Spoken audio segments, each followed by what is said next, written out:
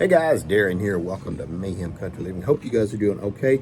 I'll show you what I'm working on today. I found the place finally where you can get cast off hardwoods from railroad ties that have been kiln dried but not creosoted. These are scrap pieces, so 24 inches long on average. The only problem is you may have to bust them up. They've been kiln dried. They're sitting out in the sun. There's a mountain pile, 1 acre long, 60 feet tall. Get as much as you want. You fill up your truck and you pay $25 for a truck and a trailer, something like that. Anyway, so I needed a maul or a good splitting wedge. Now, leads us to this video. More to come. Okay guys, now we're back. I had remembered that I had we always call these things splitting mauls. This is an old one. Not terribly old because you can see where safety glasses on here, and that's, so this is not 100 years old. And then it was forged in the U.S., and then there's a number 93 right there. Now, I started thinking, what does 93 mean? And so I did the math, and 16 ounces in a pound, and so I divided that by 16, and that comes to 5.8 pounds. And I thought, this is a lot heavier than 5 pounds. And so I got my scale out. Set it on here easy, I won't break it. And we're coming in at 8 and change. I'm gonna say up to 8.5, depending on how I hold this. 8 pounds, 8, yeah. See, 8.5, just depends on how I hold it. Pounds, and that felt more like it.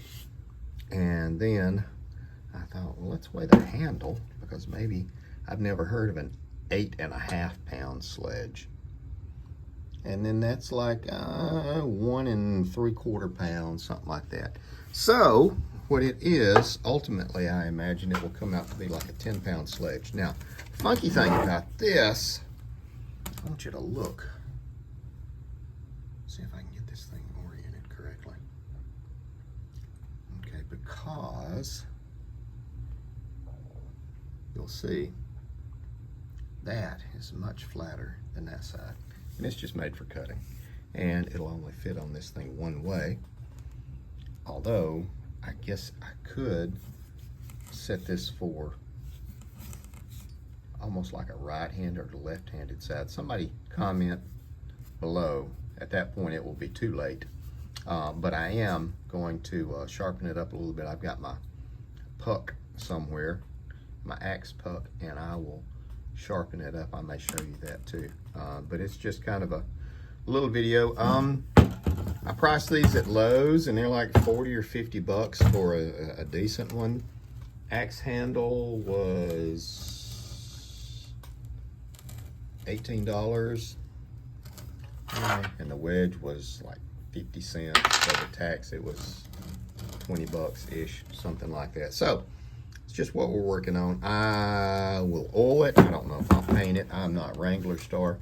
This has been lacquered. I am not going to strip it because I don't care that much. I have taken one of my really fine saws and opened this up because it was full of lacquer. So if I cared that much, I would use boiled linseed oil. I would have stripped it and done all that. But I'm going to be using this to bust up those railroad ties, scraps. So you can see some of the markings on it. It's not too shabby.